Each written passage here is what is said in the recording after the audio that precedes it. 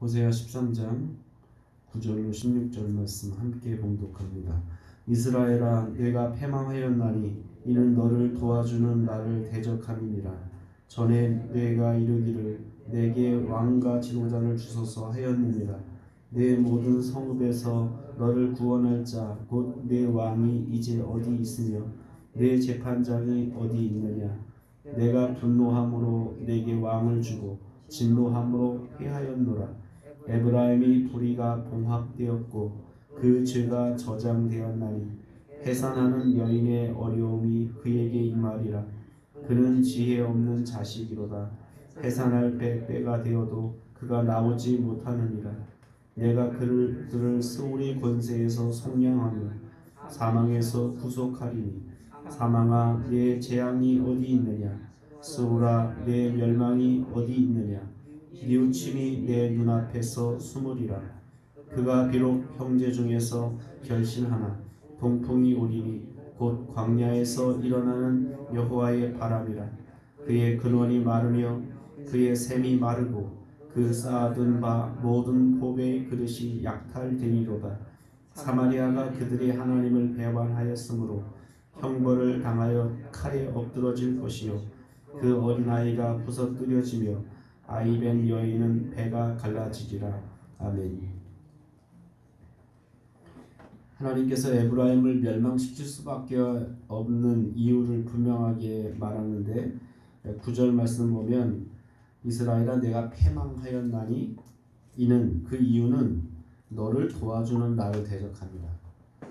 이스라엘이 멸망, 에브라임이 멸망당하는 분명한 이유는 뭐냐면 자기를 도와주는 하나님을 대적하는,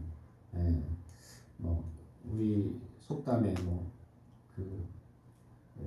개가 주인을 무는, 어떻게 보면 그런 형국이 된, 자기를 돌봐준 주인을 오히려 배반하는 그런 일들이 이스라엘 가운데 벌어졌다. 그래서 결국 그것 때문에 이스라엘이 멸망당할 수밖에 없다라는 것을 이야기합니다.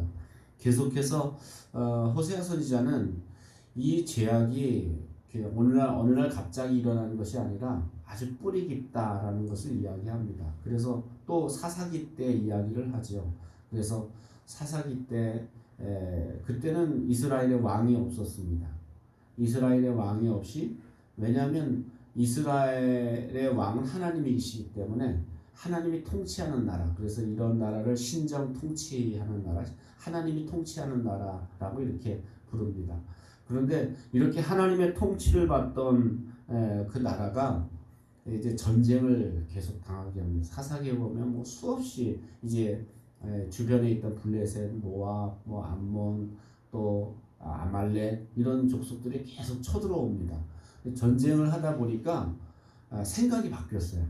이스라엘 사람들의 생각이 이 전쟁을 하다 보니까 저 왕이 있는 나라들을 보니까 통솔하고 이렇게 연합이 잘 돼서 쳐들어올 때 아주 자기들을 그렇게 어렵게 했는데 자기들은 보니까 왕이 없다라는 거예요. 그래서 이제 사무엘상에 보면 우리에게도 왕을 달라 하고 이제 마지막 사사였던 사무엘에게 이야기를 하죠. 우리에게 왕을 달라. 그런데 이것이 하나님이 기뻐하는 뜻이 아니었어요. 그래서 오늘 본문에 보면 너희들이 왕을 나에게 요구했는데 11절 보니까 내가 분노함으로 내게 왕을 주고, 하나님이 별로 기쁨으로 왕을 허락한 게 아니라 너무 떼를 쓰고 너무 왕을 달라고 자꾸 요청하니까 하나님 화가 나시지만 그냥 왕을 주기로 허락했어요. 그런데 그 왕들이 너희를 구원했냐는 거예요. 오히려 그 왕들이, 너희들이 그렇게 요청했던 그 왕들이 오히려 하나님을 분노하게 했다. 하나님을 화나게 만들었다는 거. 계속 우상을 숭배하고 하나님보다는 자기 자신의 욕심, 자기 자신의 어떤 권력을 키우는 데만 급급했지 하나님께 영광을 돌리지 않았다는 거예요.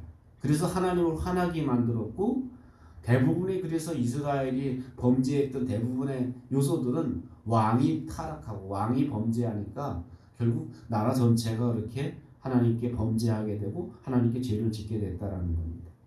그래서 결국 하나님께서 이스라엘을 패하기로 하셨다라고 이렇게 말씀하게 됩니다. 그래서 이렇게 이스라엘이 하나님 앞에 이러한 삶을 살다 보니까 결국은 12절 말씀 보니까 그 에브라임의 불의가 봉함되었고 그 죄가 저장되었다라고 이렇게 이야기합니다. 이 무슨 얘기냐? 불의가 봉함되었다. 불의가 이렇게 확 가득 차서 꽉 이제 봉함 이게 딱 닫아졌다라는 거예요. 더 이상 이제 채울 수 없는 꽉 찼다라는 거예요. 봉함되었고 그리고 그들의 죄가 저장되었다.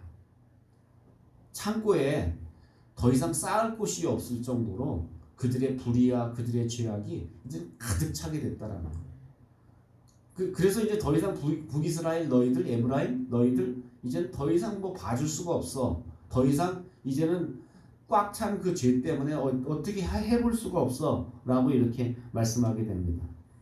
결국 창고에 그렇게 죄가 가득 차게 된 이스라엘의 상태, 이런 죄가 가득 찬 결과가 뭘까요? 그 쌓인 결과가, 죄가 쌓이면 뭐 우리 신약적으로 말하면 죄의 결과는 뭐죠?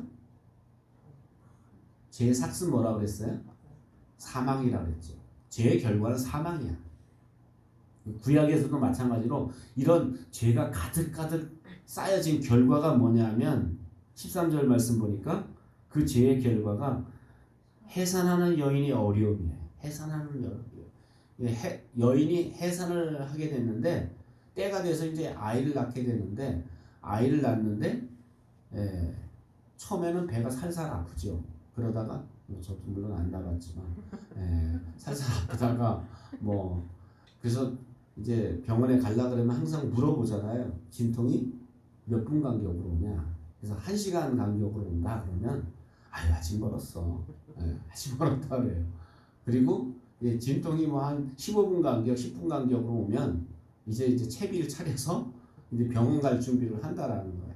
이게 진통이 이렇게 이제 점점 더 심해지는 그런 상황인데 일반 진통이 이제 10분 간격으로 와서 병원 갔는데 뭐 죽겠는데 아이는 안 나오는 거예요. 지금 그 상황을 이야기하죠. 그래서 해산한 여인의 어려움이 그에게 임하리라. 그가 지 없는 자식으로 해산할 때가 되는데 그가 나오지 않는 거. 아이는 나오지 않고 막 정말 숨이 넘어갈 것 같은 그런 고통이 찾아오게 됐다라는 겁니다. 이것이 바로 이스라엘의 상태였다. 그러니까 아이를 낳아야 되는데 나오지 않으면서 그냥 고통만 심하는 그런 상황이 결국 지금 이스라엘의 상황이다. 에브라임의 상황이다. 라는 것을 이야기합니다. 두 번째 죄의 결과는 뭐냐면 15절의 말씀 보면 그가 비록 형제 중에 결실하나 동풍이 오리니 곧 광야에서 일어나는 여호와의 바람이라. 이제 기껏 열심히 남들보다 더 노력하고 남들보다 더 애써서 땀 흘려서 이렇게 결실을 맺어서 그릇에 다 담았는데 한쪽에 동풍이 불어오더니, 여기서 말하는 동풍은 저 북쪽에 있는 나라예요. 아수르. 저 북쪽에 있는 동풍이 불어오더니 다 약탈해가고 다 샘과 근원들 다 메마르게 했다라는 거. 완전 초토화시켰다라는 거. 결국은 너희들이 죄의 결과 때문에 그렇게 죄를 쌓아두고 가득 너희들이 죄를 범한 결과가 뭐냐? 결국은 너희들이 저 동쪽에 아수르를 통해서 너희들이 결국 모든 것을 다 약탈당하고 모든 것을 다 잃어버리는 그런 결과가 나오게 될 것이다라는 것.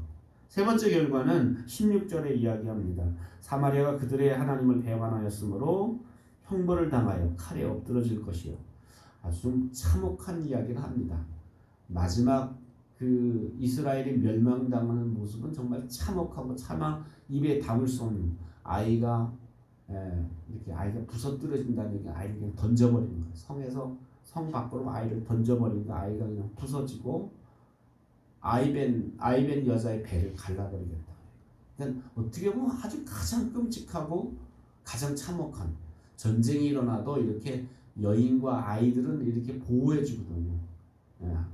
그런데 아예 누구도 보호받지 못하는, 왜냐하면 그 결과가 뭐냐면 죄를 진 결과. 죄가 가득 찬 결과 결국 너희는 이렇게 누구에게도 보호받지 못하는 그런 고통, 그런 전쟁으로 망하게 될 것이다 라는 것을 말하게 됩니다. 이렇게 호세아 선지자는 죄의 결과를 분명하게 끔찍한 죄의 결과를 이야기하는데 문제는 뭐냐면 이스라엘 백성이 꿈쩍도 하지 않는 거예요. 그런 얘기를 들어도 감각이 없는 거예요. 저는 이거는 오늘날 우리 세상과 별 다르지 않다라고 생각해요. 하나님 말씀이 증거해도 별로 그렇게 끔찍도 하지 않아요. 이렇게 하면 망한다 그래도 까짓 거 망하지 뭐 이렇게 나가요. 그러니까 이게 어떻게 그러니까 그냥 어떻게 보면 직진이야. 계속 직진이야. 이렇게 좀 하나님 브레이크를 잡으라면 잡아야 되는데 그냥 계속 직진을 하다 보면 어떻게 될까요? 결국 그 멸망은 참혹하게 된다.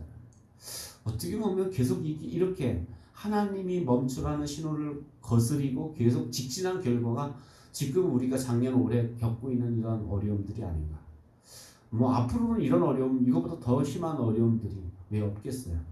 그러니까 이게 어떻게 보면 하나님이 주시는 경고, 하나님 주시는 말씀을 점점 사람들이 듣지 않으려고 하는 거예요. 그냥 자기 고집대로, 자기 생각대로 이렇게 그냥 살아가려고 하는 거예요. 여러분 자신의 모습도 보고 여러분 주변에 신앙생활 하던 사람들의 모습을 한번 보세요. 이 모습이 보면 하나님 앞에 뭔가 이게 마음을 졸이고 이렇게 귀를 기울이고 내가 이렇게 살면 안 되지 하고 이런 뉘우치는 마음조차도 이제 점점 식어지고 사라지고 있다. 이게 정말 무서운 거예요. 죄를 짓고 있는데 그래도 그런 일말의 회개의 마음이 있는 사람은 회개의 영이 있다면 돌이키면 이렇게 살면 안 되겠다. 그래서 잠깐이라도 반짝 정신 차리고 이렇게 돌아올 만 해야 되는데 이제는 사람들이 꿈쩍도 하지 않는 거예요. 하나님 말씀 들어도 별로 반응을 보이지 않고 이제 그렇게 되면 결국은 그 결말은 멸망의 길이 참혹하다라는 것을 우리가 기억한다면 이런 길을 이제 돌이켜서 죄를 쌓던 길에서 이제 돌이켜서 잘못된 삶을 끊고 참되게 회개하는 삶으로 그렇게 하나님 앞에 돌아와야 된다라는 것을 오늘 말씀하고 있습니다. 함께 기도하겠습니다. 함께 기도할 때 우리가 죄악 중에서는 아무리 노력해도 그 결과가 헛되다는 것을 우리가 기억하고 우리가 회개하고 날마다 하나님과 동행하는 삶을 살게 해주십시오. 오늘 주님 앞에 드려진 예배가 신령과 진정으로 드려지는 예배가 되도록 기도하고 여러분 자신의 기도 제목을 놓고 기도합니다. 사랑과 은혜가 풍성하신 하나님